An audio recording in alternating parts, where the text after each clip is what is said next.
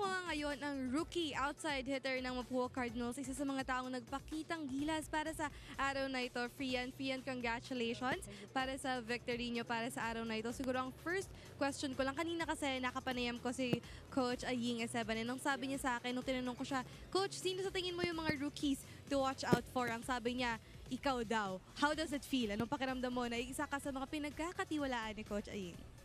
Super thankful lang ako kasi pagdating ko dito, grabe yung trust na binigay ni Coach and especially yung mga teammates ko. Yung patience nila na makakaya ko yung napakita ko ngayon. Curious. Salamat. Thank you for that. Curious lang siguro ang ating mga NCAA fans. Ano ba yung reason sa magandang performance mo para sa araw na ito? Siguro nag-depend lang ako sa tiwala na binibigay sa akin nila.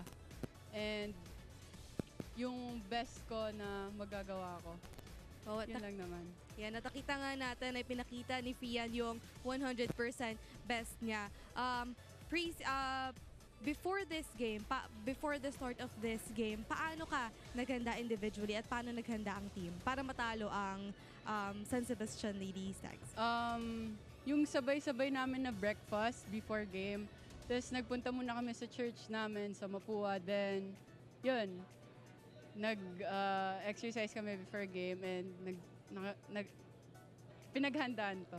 Ayun. Ay, iba din talaga yung nagagawa ng bonding between teams. Ano nga. So, ang last question ko sa'yo siguro, Fian, what more can we expect from Fian Garcia coming off of this season? Siguro i-lesson ko lang yung mga errors ko and gawin ko lang kung ano yung kaya ko. Yun lang po. Ayun, maraming salamat, Fian. Anton and Melissa, baka may katanungan kayo kay Fian? Yeah, actually, Steph, we have a couple. Hi, Frey. First of all, congratulations sa debut game mo dito sa NCAA. Tinitignan namin ni Melissa yung file mo dito.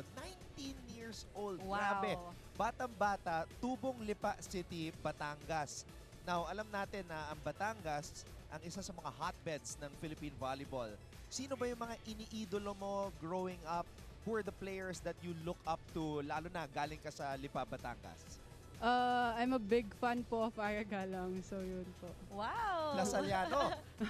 Good answer. Sakto, nandito si Melissa Gohing ngayon. Ay, hello po. Hello! Hello po. Hello, Frey! Congratulations Thank you again. po. And I just wanna say na ang galing mo. Like, as a rookie, ito yung question ko. As a rookie, and your first ever na NCAA game, ano ba yung mentality mo? And you look so confident during your first ever NCAA game. Actually po, lagi akong kabado. Hindi ko din po alam kung paano ko na-compose yung sarili ko ngayon. And sobrang gaan lang po nung feeling. And super excited talaga ako sa first game namin ngayon sa Season 99.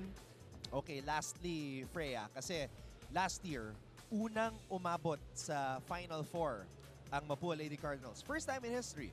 Ngayon, ang tinatarget niyo ni na Coach Aying is podium finish.